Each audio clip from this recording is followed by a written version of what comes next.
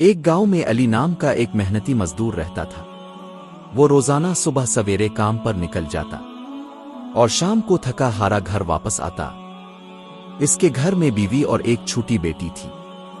گھر کچا تھا، آمدنی کم تھی، مگر علی کبھی شکو نہیں کرتا تھا۔ وہ ہمیشہ کہتا، اللہ نے جتنا دیا ہے وہی ہمارے لیے بہتر ہے۔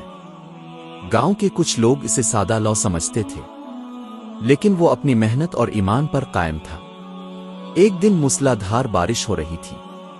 علی کام سے واپس آ رہا تھا کہ اس نے سڑک کنارے ایک بوڑھے شخص کو گرتے دیکھا۔ لوگ وہاں سے گزر رہے تھے، مگر کوئی رکنے کو تیار نہ تھا۔ علی فوراً آگے بڑھا۔ اس نے بوڑھے کو سہارا دیا، اسے اٹھایا اور اپنے گھر لے آیا۔ بیوی نے حیرت سے پوچھا، ہم خود مشکل میں ہیں، اب کسی اور کو کیوں لے آئے؟ علی نے جواب دیا، نیکی حالات دیکھ کر نہیں کی جاتی۔ اگلے دن علی کو معلوم ہوا کہ اس کی بیٹی شدید بیمار ہے۔ ڈاکٹر نے دوائی لکھ دی، مگر قیمت سن کر علی کے قدم ڈگمگا گئے۔ جیب میں صرف چند سکے تھے۔ اس نے آسمان کی طرف دیکھا اور کہا، اللہ، میں نے تیری رضا کے لیے مدد کی تھی، اب تو ہی آسانی فرما دے۔ وہ پریشان تھا، لیکن دل میں یقین تھا۔ اسی دوران وہی بوڑھا شخص علی کے گھر آیا۔ وہ دراصل ایک امیر تاجر تھا جو گاؤں میں کاروبار کے سلسلے میں آیا تھا۔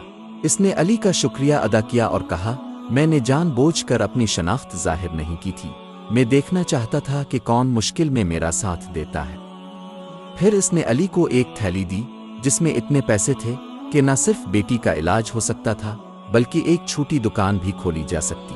علی کی آنکھوں میں آنسو آ گئے۔ وہ بولا، میں نے تو صرف انسانیت کے ناطے مدد کی تھی۔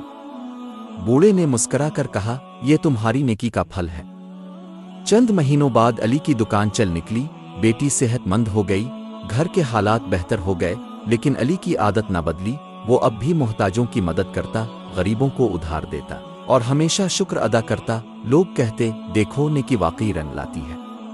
یاد رکھیں، نیکی کبھی ضائع نہیں جاتی۔ اگر انسان خلوص سے کسی کی مدد کرے تو اللہ کسی نہ کسی صورت اس کا اجر ضرور دیتا ہے، کبھی آزمائش کے ذریعے۔